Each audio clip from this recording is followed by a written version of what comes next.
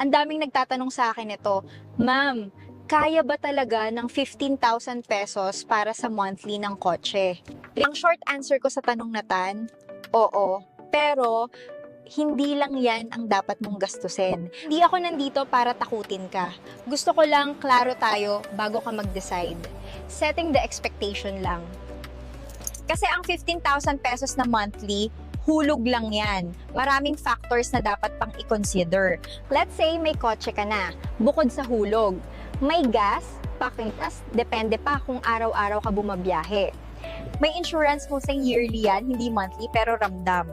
May maintenance, yung change oil, PMS, gulong at iba pa. May parking fee, pakuting minsan mas mahal pa kaysa lunch mo.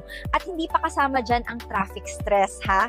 Example, 15,000 pesos ang hulog mo, dagdag mo mga other expenses, biglang magiging 20 to 25,000 pesos ang gastos mo. Dahil hindi kita dinidiscourage, ha?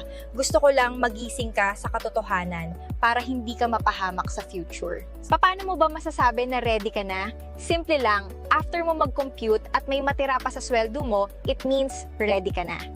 Pero kung bahala na is Batman ang sagot mo, kailangan mo na muna pag-isipan ng maigi ang budget mo.